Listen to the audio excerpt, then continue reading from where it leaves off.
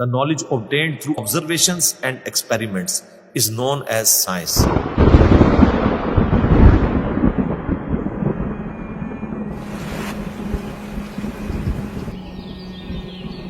تو قرآن بھی تو یہ کہہ رہا ہے افلا ينظرون الى الابل كيف خلقت. کیا تم نے آبزرو نہیں کیا ہم نے اونٹ کو کیسا بنایا، پہاڑوں کو کیسی اٹھان دی، آسمان کو کیسا بنایا، زمین کو کیسا بچھونا بنایا. 1000 آیات قرآن کی، آلموسٹ 6500 آیات میں سے وہ فزیکل فینومینا آف نیچر سے ریلیٹڈ ہے. سائنس کا علم ہے ہی ہے.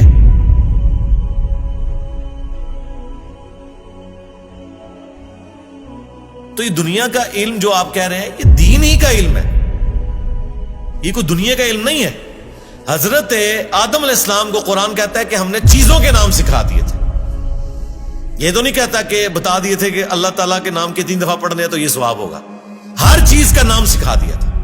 پوٹینشلی وہ ان کے دماغ میں وہ درخت بو دیا گیا تھا جو آج اتنا بڑا ہو چکا ہے کہ انسان نے ایسے جہاز بنا لیے ہیں جو 500-600 مسافروں کو لے کے 8000 کلومیٹر تک بغیر ریفیولنگ کے اڑ سکتے ہیں.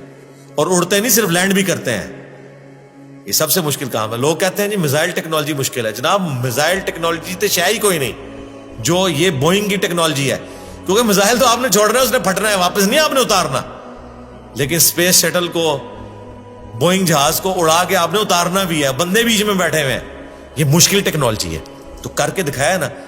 یہ انسان جب بھی کوئی چیز ڈسکور کرتا ہے نا سب سے پہلے اس کا نام رکھتا ہے.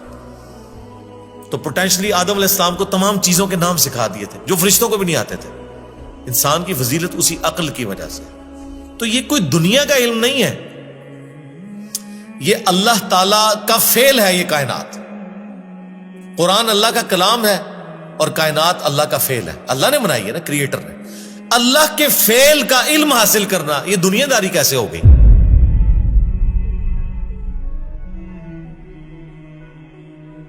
یہ دنیا داری اس صورت میں ہوگی جب اس کے بعد آپ خدا کو نہ پہچانے. وہ تو سر قرآن پڑھ کے بھی اگر آپ نے خدا کو نہیں پہچانا اور قرآن بیچنے کا ذریعہ اور چندے کمانے کا ذریعہ بنایا تو آپ سے ایک فزکس کا پروفیسر بہتر ہے. کم از کم اس نے خدا کی کتاب کو تو نہیں بیچا. تو آج سائنس کی برکت سے میرا خیال ہے خدا کا تعارف جتنا ہمیں ہوا ہے ہمارے اسلاف کو نہیں تھا. اور آج جس بہترین انداز میں ہم کریٹر کا تعارف ایک انسان کے سامنے رکھ سکتے ہیں، آج سے پہلے تصور بھی نہیں تھا کہ ایسا بھی ہو سکتا ہے. Structure of D N A, genes کی اسٹرکچر، عقل دنگ رہ جاتی ہے. سائنٹسٹ کہتے ہیں کہ ایک چائے کے چمچ میں اتنے جینز آتے ہیں اور ان کے اندر اتنا ڈیٹا کوڈ ہو سکتا ہے جتنی انسانی تاریخ میں آج تک کتابیں دنیا کی لائبریریز میں پڑھی ہوئی ہیں.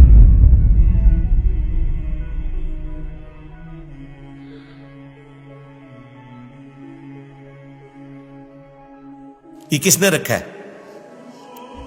ایک بیج کے اندر اتنا ڈیٹا رکھ دیا کہ 6 ارب گنا بڑا درخت بنتا ہے اور سال ہر سال پھل دیتا رہتا ہے. سب کچھ اس بیج میں سے نکلا ہوا ہے. دنیا کی کوئی ہارڈ ڈسک اس کو سٹور نہیں کر سکتی. آج سے پہلے یہ تفصیلات ہمیں نہیں پتا تھی نا. ایک اجمالاً پتا تھا کہ انڈے میں سے چوزا نکل آتا ہے. سرکار یہ وہ ڈیٹیلز جو اب سائنس ہمیں بتا رہی ہے، آج سے پہلے کسی کو، یعنی ایمبریولوجی کی فیلڈ اور الیکٹرانک مائکروسکوپ جو 1980 میں آ کے آلموسٹ فائنل ہوئی ہے، اس سے پہلے کسی کو پتا تھا کہ ماں کے پیٹ میں بچے کی ڈیولپمنٹ کیسے ہوتی ہے؟ کیا صحابہ کرام نے یہ دیکھا ہوا تھا؟ ان کا تو ایمان بالغیب تھا. ہم تو پریشان ہو جاتے ہیں کہ یار لوگ تو کہہ رہے جادو جادو دیکھنا ہے تو یہ دیکھو.